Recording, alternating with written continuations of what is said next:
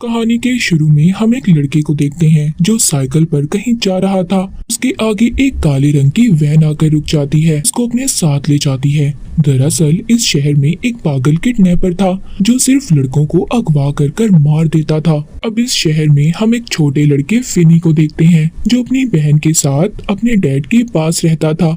उसकी मॉम मर चुकी थी। उसके डैड का रवैया उनके साथ बिल्कुल अच्छा नहीं था क्योंकि वो बहुत ज्यादा शराब पीते थे और अपने बच्चों के साथ बहुत बुरा सलूक करते थे। फिनी जब स्कूल जाता है तो कुछ बच्चे उसे तंग कर रहे थे। तभी वहाँ पर एक बच्चा आता है जो फिनी का साथ देता है और जो बच्चे उसे तंग कर रहे थे यहाँ से उन्हें भगा देता है। जिसके बाद वो बच्चा कहता है मेरा मैथ बिल्कुल अच्छा नहीं है, क्या तुम मुझे पढ़ा दोगे? फिनी उसे कहता है हाँ जरूर, क्यों नहीं। जिसके बाद उन दोनों की बहुत अच्छी दोस्ती हो जाती है। अब फिनी के स्कूल में दो ऑफिसर आते हैं जो उस बच्चे के बारे में पूछताछ कर रहे थे जो हमने कहानी के शुरू में देखा था, जो साइकिल पर जा रहा था। वो ऑफिसर्स फिनी की बहन को बुलाते हैं और पूछते हैं तुम्हें कैसे पता चला कि किडनैपर के पास काले रंग के गुब्बारे हैं? दरअसल यहाँ पर उस लड़के की बहन फिनी की बहन की क्लास में पढ़ती थी और इसने उस लड़के की बहन को बताया था कि जिस आदमी ने तुम्हारे भाई को किडनैप किया है उसके पास काले रंग के गुब्बारे थे। अब ऑफिसर कहते हैं हाँ तुम सच कह रही हो, जिस जगह से वो लड़का गायब हुआ, जहाँ से हमें उसकी साइकिल मिली, उधर हमें काले रंग के गुब्बारे मिले हैं। पर तुम इस बात को कैसे जानती हो? क्या तुम उधर मौजूद थी? तो वो कहती है नहीं, मैंने सपना देखा था। यहाँ पर हमें पता चलता है कि फिनी की बहन को सपने में जो कुछ भी नजर आता था वो सच होता था। अब ऑफिसर्स उसके डैड के पास भी पहुँच गए थे पूछताछ करने के लिए, मगर जब वो घर वापस आते हैं तो वो अपनी बेटी यानी कि फिनी की बहन को बहुत मारते हैं और डांटते हैं। कहते हैं कि ऑफिसर्स को ये सब तुमने क्यों कहा कि तुमने किडनैपर के पास काले रंग के गुब्बारे देखे हैं? वो कहती है मैंने देखे हैं, मुझे सपना आया था।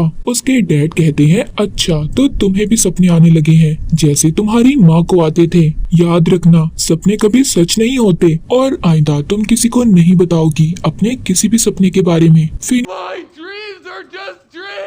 और उसकी बहन अपने डैड के ऐसे रवैये से बहुत ज्यादा परेशान थे क्योंकि वो हर वक्त अपने बच्चों के साथ बुरा सलूक करते थे। जिसके बाद हम फिनी के नए दोस्त को देखते हैं जिसने स्कूल में उसे बच्चों से बचाया था। उसके सामने भी वही काले रंग की वैन थी जिसके अंदर से किडनैपर आकर उस लड़के को भी उठाकर ले जाता है। उसको भी इस किडनैपर ने अगवा कर लिया था। स्कूल में अब फिनी को बचाने वाला कोई नहीं था, इसीलिए अब दोबारा से बच्चे उसको तंग करना शुरू कर देते हैं। तभी बच्चे जब उसको परेशान कर रहे थे, मार रहे थे, उधर फिनी की बहन आ जाती है, उसको उन बच्चों से बचाती है। अब इन सब के बाद फिनी की बहन उससे कहती है तुम घर जाओ, मैं अपनी दोस्त के घर जा रही हूँ और आज रात वहीं पर रुकूंगी। फिनी अब जब अकेला घर जा रहा था तभी ये देखता है उसके सामने काले रंग की वही वैन थी जिसमें किडनैपर आकर बच्चों को अगवा करता था। अब वो आदमी अपनी वैन के नीचे से कुछ सामान उठा रहा था और फिनी से मदद मांगता है। अब जब वो उसकी मदद करने लगता है तभी वो बहुत सारे काले रंग के गुब्बारे वैन से बाहर निकालता है और फिनी को वैन में डालकर ले जाता है। ये बेहोश हो गया था। जब इसको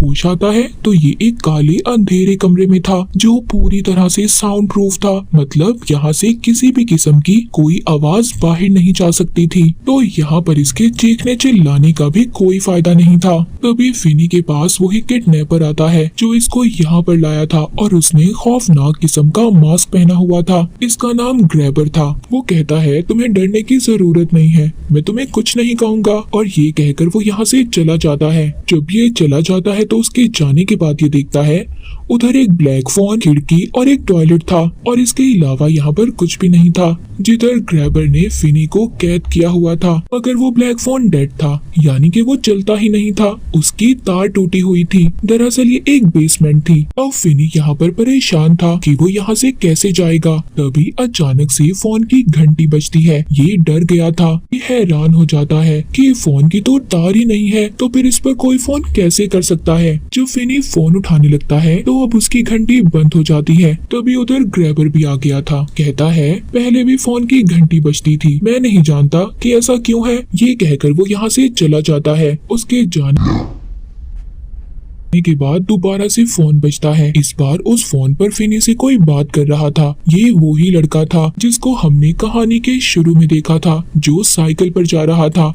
मगर ये उसकी आत्मा थी जो उससे बात कर रही थी। वो उससे कहता है, उधर एक जमीन पर टाइल है, तुम उसको निकाल कर वो जगह खोदो, तुम आराम से उस जगह से एक सुरंग बनाकर जा सकते हो। अब फिनी उसकी बात मान लेता है, उधर से खोदना शुरू करता है। वो बहुत सारी मिट्टी निकालता है और उसको कमोड में डालकर पानी डाल देता है ताकि इस बारे में ग्रैबर को कुछ पता न चले। उसी रात फिनी की बहन को भी सपना आता है जिसमें वो ग्रैबर और अपने भाई को देखती है। दूसरी तरफ अब ग्रैबर फिनी के लिए खाना लेकर आया था, मगर वो दरवाजा खुला छोड़ जाता है। तभी फिनी उधर से जाने वाला था, मगर दोबारा फोन की आवाज उसे जाने से रोक लेती है। फिनी जब फोन उठाता है तो अब दूसरा लड़का बोलता है। ये भी इसके स्कूल में ही पढ़ता था, मगर अब वो फिनी के बारे में कुछ नहीं जानते थे। ऐसा ही पहले लड़के ने भी कहा था, जिसने कहा था कि तुम्हें सुरंग बनानी चाहिए। अब तभी यहाँ पर हम बच्चों की आत्माओं को देखते हैं। ये सब वही बच्चे थे जिनको ग्रैबर ने किडनैप कर मार दिया था और ये सब मिलकर फिनी की मदद करना चाहते थे। इसीलिए इन बच्चों की आत्माएं फोन के जरिए इससे बात कर रही थी। यहाँ पर अब जिस बच्चे का फोन था कि आत्मा इससे कहती है, तुम ऊपर मत जाना। ग्रैबर जानबूझकर दरवाजा खोल कर गया है ताकि तुम ऊपर जाओ और ये तुम्हें मार दे। मैंने यहाँ पर एक रस्सी को छुपाया था, तुम उसकी मदद से खिड़की तक पहुँचकर अपने लिए मदद बुला सकते हो। अब फिनी को वो रस्सी मिल जाती है, पर वो खिड़की तक नहीं पहुँच पाता। उधर दूसरी तरफ फिनी की बहन अपने डैड को अपने सपने के बारे में बताती है। कहती है, मैंने उस किडनैपर को देखा है, उसने खौफनाक सा मास्क पहना हुआ था। मैं उस जगह को भी जानती हूँ जिधर उसने फिनी को रखा है। अब उसके डैड को भी अपने बेटे की फिक्र थी, इसीलिए वो भी अपनी बेटी के साथ फिनी को ढूंढने के लिए मान जाते हैं। वहीं पर हम दो ऑफिसर्स को देखते हैं जो बच्चों के अगवा के केस में पूछताछ कर रहे थे। वो एक आदमी के घर आते हैं। ये आदमी अपने भाई के साथ रहता था। ये इस आदमी के पास इसलिए आए थे क्योंकि इस पर इन्हें शक था, मगर वो आदमी कहता है, मुझे शक है वो किडनैपर यहीं पर रहता होगा जो बच्चों को अगवा कर गायब कर देता है, जिनके बारे में किसी को कुछ पता नहीं चलता। ऑफिसर्स खैर इसकी बातें सुनकर यहाँ से चले जाते हैं, मगर हैरान करने वाली बात ये थी, इसी घर की बेसमेंट में फिनी को कैद किया गया था, मगर ये आदमी इस बारे में कुछ नहीं जानता था। इस आदमी का जो भाई था वो दरअसल वही किडनैपर था जो बच्चों को अगवा करता था, जिसका नाम ग्रैबर था। और ये आदमी अपने भाई की असलियत तक नहीं जानता था। इसको ये भी नहीं पता था कि इसके घर में कोई बेसमेंट भी है। उधर ग्रैबर फिनी के पास अब खाना लेकर आया था। कहता है, तुम मुझे अपना नाम बता दो, मैं तुम्हें यहाँ से जाने दूंगा। अब जाहिर है फिनी से डरा हुआ था, इसीलिए ये इसे अपना गलत नाम बता देता है, जिस पर ग्रैबर को बहुत गुस्सा आता है। वो खाना फेंक देता है और इसके सामने एक अखबार फेंकता है जिसमें इसके अगवा होने की खबर थी और फिनी का नाम भी लिखा हुआ था। अब इसको बहुत ज्यादा गुस्सा आ जाता है, तो गुस्से में ये यहाँ से चला जाता है। तभी फिनी को एक बच्चे की आत्मा नजर आती है और फोन भी दोबारा से बजता है। जब ये फोन उठाता है तो उस बच्चे की आत्मा इससे फोन के जरिए बात करती है। कहती है, ग्रैबर ने तुम्हें अभी तक इसलिए नहीं मारा क्योंकि तुमने उसके साथ कोई गेम नहीं खेली। अब यहाँ से भागने का तुम्हारे पास सही वक्त है। इस वक्त वो सो रहा होगा। जो इस दरवाजे का पासवर्ड है मेरी साइकिल का नंबर है जो मैंने दीवार पर लिखा है। अब आहिस्ता आहिस्ता फिनी दरवाजे की तरफ जाता है और उसे खोल लेता है, मगर तभी ग्रैबर भी जाग गया था और जो उसका डॉग था वो भी भौंकने लगता है। लेकिन ग्रैबर इतना चालाक, उसने उसे फिर से पकड़ लिया था दोबारा से। बेचारा फिनी ग्रैबर की कैद में था। ये इसे दोबारा से बंद कर देता है, जिसके बाद फिनी को दोबारा से फोन आता है। बच्चे की आत्मा इसको बताती है, अगर एक दिन के अंदर अंदर तुम यहाँ से नहीं निकले तो ग्रैबर तुम्हें मार देगा। तुम्हारे पास सिर्फ एक ही रास्ता है, तुम दीवार को तोड़ो जिसके पीछे बहुत बड़ा फ्रिज है, जिसके जरिए तुम आराम से यहाँ से बाहर जा सकते हो। अब वो ऐसा ही करता है, दीवार को तोड़कर फ्रिज में चला जाता है, पर बेचारा यहाँ पर भी फंस गया था। फ्रिज बाहर से लॉक था। अब फिनी सारी हिम्मत खो चुका था। उसको ऐसा लग रहा था कि ग्रैबर अब उसको मार देगा जैसे उसने बाकी लोगों को मारा। तभी दोबारा फोन बजता है। अब इस बार फोन पर उस बच्चे की आत्मा उससे बात कर रही थी जो स्कूल में फिनी को दूसरे बच्चों से बचाया करता था। वो कहता है, जो इसका फोन का रिसीवर है तुम इसके अंदर मिट्टी भर दो और फिर तुम इसको एक हथियार के तौर पर इस्तेमाल कर सकते हो। उधर